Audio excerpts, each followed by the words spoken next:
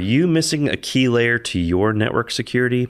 In this video, we're going to review ways we can build a robust, multi-layered network security strategy for your business.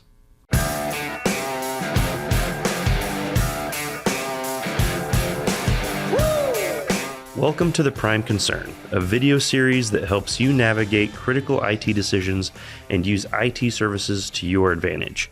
I'm Justin Ekstein, and I bring about 2 decades of IT experience to the table, about half of which has been spent deep within the world of managed IT services. It seems that for a long time, a lot of businesses took the viewpoint that if they had a firewall in place, they were as protected as they could be. Obviously, in today's day and age, that just isn't the case anymore. So today we're going to dive into what other measures we should be taking into account for our overall strategy with our network. So let's start with just understanding the basics of network security.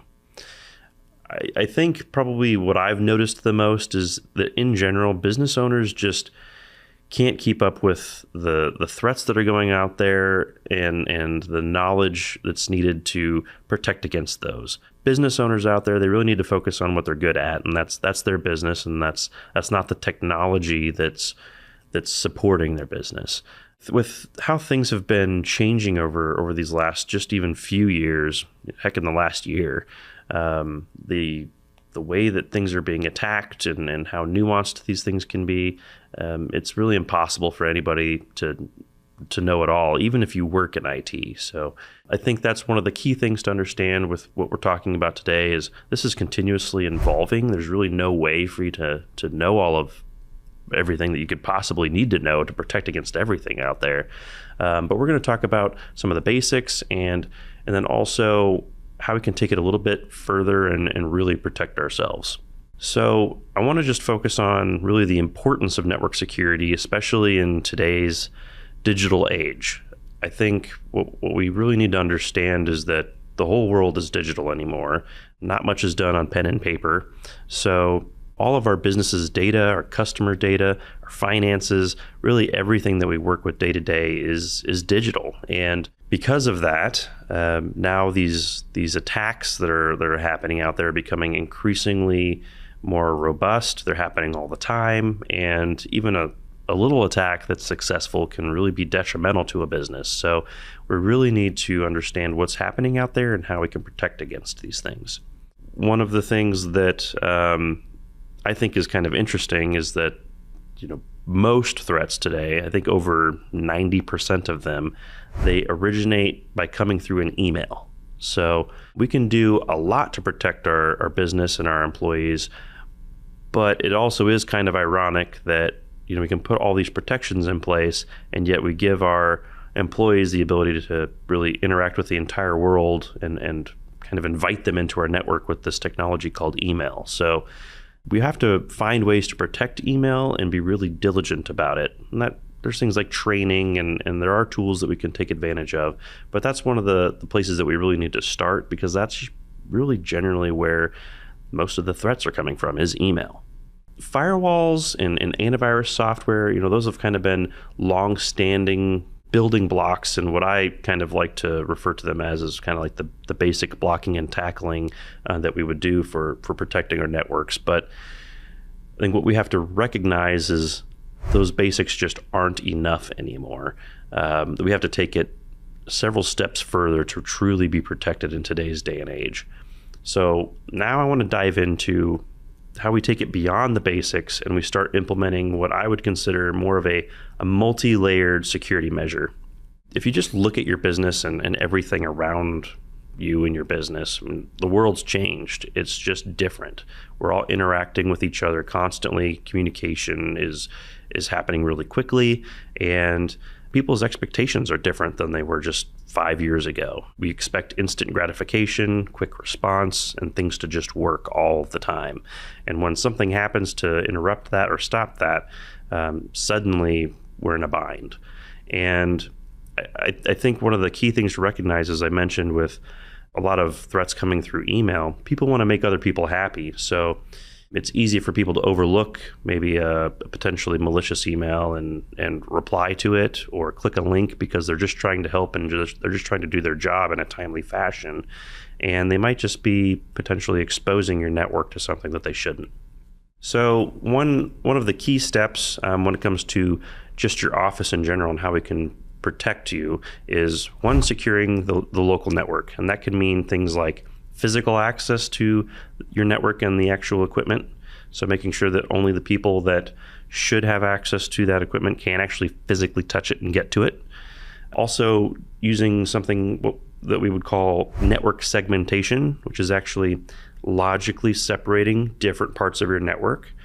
So that can mean things like your computers and things like your servers, if you have them, should be separated. They should be able to talk to each other if they need to, but they shouldn't be on the same network. It exposes a lot of different things, a lot of protocols, should you share them. It makes it a lot easier for someone to really compromise you. So you want to make sure that you kind of keep things separate. It's kind of like organizing things into different drawers. They have different purposes. They should be in different places. Another thing that we really need to think long and hard about would be permissions. It's easy to give everybody permissions to everything because they don't have any complaints to deal with. However, when everybody has permissions to everything, generally one person has permission to way more than they need, and that can lead to a really nasty breach. That's how things like ransomware happen really quickly, because they can just use maybe a general end user's account to get to all of your files and encrypt them and lock everything out just because somebody clicked an email. Next, one of the things that's a little newer that I don't think enough people spend enough time thinking about is securing the cloud. I think a lot of people make the assumption that the cloud is secure by design, when really it's not. It's just somebody else's computer at the end of the day. So we need to make sure that we're actually taking steps to secure it. And that could mean things like maybe if we're using a tool like SharePoint, for example, for file sharing, going back to the basics and reviewing the permissions and limiting those, making sure that people only have access to what they really need, possibly implementing things like some policies and things like data loss prevention, which can help recognize things that maybe aren't supposed to be a certain way and preventing them from getting worse than what they already are, limiting access to different things, limiting people's sharing capabilities. There's all sorts of things. I think that's one of the beautiful things about the cloud is there's generally a lot of capabilities available at a fairly low cost for a lot of people, but you have to actually take the time to make use of them and secure those things properly. The next, probably most critical thing, I think, in today's day and age that we need to make sure that we're actually securing would be our remote workers. I think a lot of people don't put much thought into this anymore because maybe everything is in the cloud, but they're still your employee. They're still interacting with your data, your customers' data. So you need to make sure that you're actually doing what you can to secure them properly. This can be using some tools as simple as like a VPN, for example, which a lot of us are probably familiar with a VPN, but VPNs are getting more complex and have more capabilities today where they can always be connected. They can travel with you very easily. They can limit what kinds of resources you can access. So there's a lot of things there that we can take advantage of.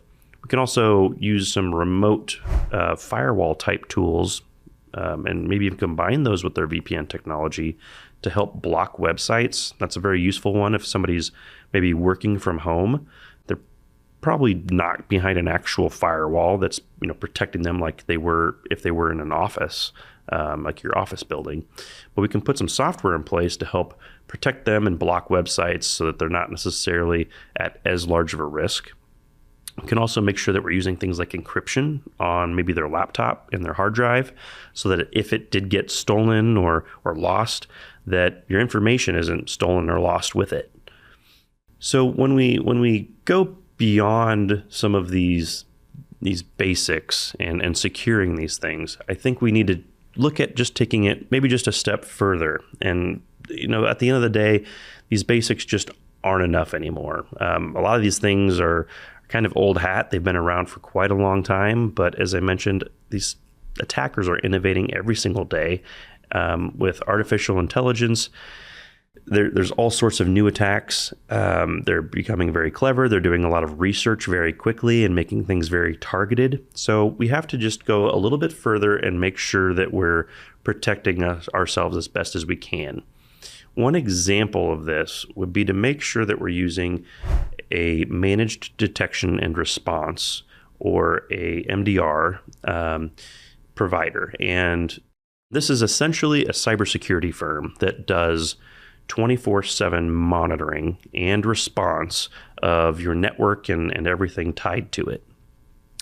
A lot of businesses, from what I've noticed, tend to have like their antivirus on their computer tied into this, which is great. That there's 24/7 monitoring of what's going on in your computer, so that maybe if there's a virus or something like that, that it can get shut down before it really spreads. I think that's great. But what we really need to protect more is our data and where that actually lives. And more, for a lot of businesses, our data is in the cloud. So we should be partnering with some cybersecurity firm that's actually able to monitor our actual data. And for a lot of businesses out there, that might be Office 365, for example. So making sure that we're actually looking at the logins to our email accounts and like our SharePoint, or maybe our Dropbox or our Google Workspace, that all those things are getting monitored by actual cybersecurity tools and cybersecurity experts, so that if something weird is going on, they can actually put a stop on it before it actually gets out of hand and really causes some kind of damage to your business and your reputation and to your customers at the end of the day. We also can look at things like a zero trust architecture. What this essentially means is that no one is trusted automatically, that you have to verify every single time that someone is who they are and that they should be able to access something. It's kind of like if somebody were to walk into your house, or maybe if you're in even your own house, actually, maybe is a better example, and you went to go grab something out of the cupboard.